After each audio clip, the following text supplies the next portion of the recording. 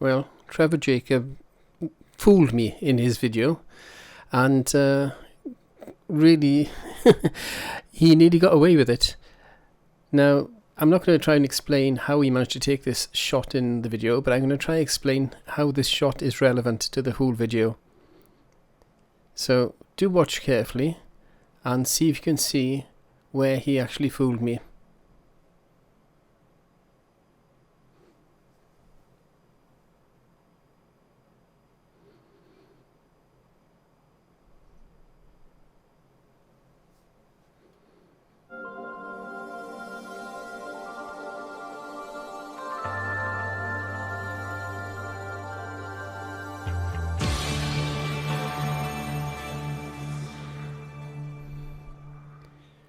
I've got to take my hat off to one commenter who mentioned something that really sort of triggered me again about this video, and that was the plane flying as it looked like at the bottom of the valley there, and the need for it to take more than a 90-degree turn to fly up the valley that takes it to its crash site, as you can see here. And I couldn't figure out for the life of me how the hell this could have been done. And the explanation is a lot simpler than you would have thought. First of all though, let's see exactly the perspective that I got wrong in the first place. This is the patch on top of the mountain that the plane seems to fly behind and below. That's not the case.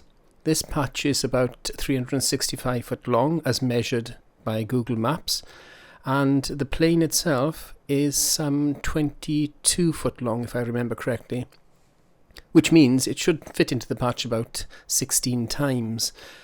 But if I cut and paste, as you can see, it doesn't. It's about 4 times, which means this plane must be at least 3 times closer to the camera than that patch is for it to be that perspective.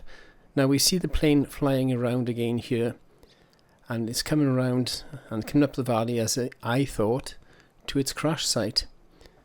And the next thing you'll see is the fact that this isn't the same valley. This is the valley with the river in. See the patch on the ground there, the light patch marked out by the red arrow? Well, on Google Maps you can see that the patch is in the main valley, the river valley. So that plane must have flown around at least twice.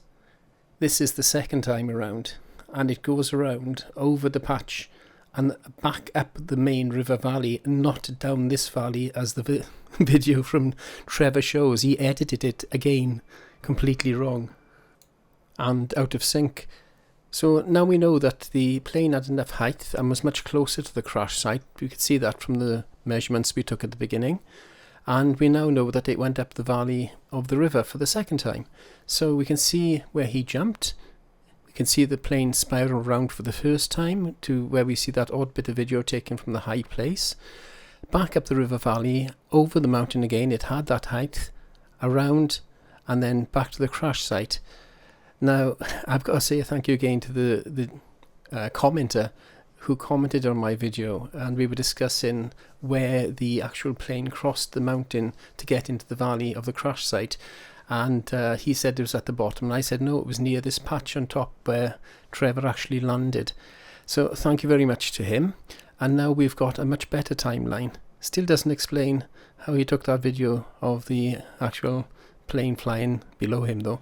Thanks for watching.